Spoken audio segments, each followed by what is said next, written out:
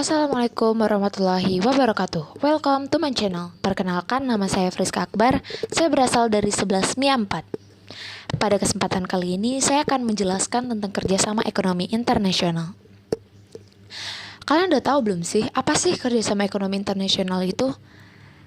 Kerjasama ekonomi internasional itu adalah hubungan antara suatu negara dengan negara lainnya dalam bidang ekonomi melalui kesepakatan tertentu dengan memegang prinsip keadilan dan saling menguntungkan. Nah, ada juga nih beberapa faktor kerjasama ekonomi internasional. Yang pertama, letak geografis. Yang kedua, kondisi iklim, kesuburan tanah, dan sumber daya alam. Karena itu sangat memengaruhi kerjasama ekonomi internasional. Yang ketiga, tuntutan era globalisasi. Yang keempat, sistem ekonomi. Dan yang kelima, ideologi dan sistem politik. Nah, setelah melakukan kerjasama internasional ini, apa sih manfaat dari kerjasama internasional itu? Manfaatnya meningkatkan keuangan negara, meningkatkan investasi, meningkatkan daya saing ekonomi, dan memperluas ketersediaan lapangan kerja. Bermanfaat banget bukan kerjasama internasional ini bagi negara-negara yang melakukannya. Nah, yang keempat yaitu bidang-bidang kerjasama ekonomi internasional. Ada juga nih bidang-bidang di dalam kerjasama ekonomi internasionalnya, yaitu yang pertama, kerjasama perdagangan, kerjasama produsen, kerjasama keuangan, kerjasama pasar bersama, serta kerjasama ketenagakerjaan. Yang kedua, saya akan menjelaskan tentang bentuk-bentuk kerjasama internasional. Tadi kita kan sudah mempelajari tentang bidang-bidangnya, sekarang ada bentuk-bentuknya nih. Yang pertama, kerjasama bilateral, yaitu kerjasama yang melibatkan dua negara dan bersifat saling menguntungkan. Yang kedua, kerjasama regional, yaitu kerjasama yang dilakukan oleh negara-negara yang berada di kawasan tertentu yang biasanya jaraknya berdekatan. Yang ketiga, kerjasama subregional, yaitu bentuk kerjasama beberapa subkawasan yang letaknya berdekatan secara geografis.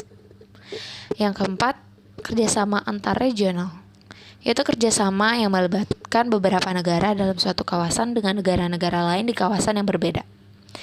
Yang kelima, kerjasama multilateral, yaitu kerjasama yang melibatkan banyak negara tanpa memandang batas wilayah tertentu, jadi bisa di kawasan manapun. Yang ketiga, saya akan menjelaskan tentang lembaga kerjasama ekonomi internasional. Nah, yang pertama, lembaga kerjasama ekonomi regional. Ada ASEAN, AFTA, MEA, ADB, APEC, Uni Eropa, dan SAARS. Yang kedua, lembaga kerjasama ekonomi internasional. Ada Bank Dunia, IMF, ISDB, UNIDO, UPEC, WTO, dan ECOSOC. Yang pertama, ASEAN. ASEAN merupakan badan kerjasama bangsa-bangsa di kawasan Asia Tenggara. ASEAN dibentuk pada tanggal 8 Agustus 1967 di Bangkok, Thailand. ASEAN memiliki tujuan utama yaitu mengadakan kerjasama antara negara-negara anggota ASEAN di bidang ekonomi, sosial, dan budaya. Yang kedua, Bank Dunia. Nah, Bank Dunia ini merupakan bank khusus PBB di bawah naungan ekonomi dan sosial Konkil. Tujuan pembentukan Bank Dunia ini yaitu memberikan pinjaman investasi swasta, mendorong perkembangan jangka panjang dalam perdagangan antar negara, dan mempengaruhi investasi internasional. Yang ketiga, AFTA atau yang disebut ASEAN Free Trade, merupakan lembaga kerjasama perdagangan bebas di kawasan Asia Tenggara. AFTA adalah kesepakatan perdagangan bebas antara negara-negara yang tergabung dalam ASEAN.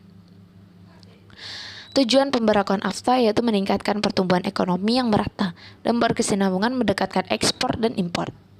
Dan yang terakhir adalah WTO. WTO merupakan badan pengatur masalah perdagangan antar negara. Tujuan pembentukan WTO adalah membantu produsen barang dan jasa, eksportir serta importir dalam melaksanakan kegiatannya. WTO memiliki tugas memantau perdagangan antar negara dan mengevaluasi kebijakan perdagangan nasional negara. Nah, sekian yang saya jelaskan. Mohon maaf bila ada kesalahan. Assalamualaikum warahmatullahi wabarakatuh.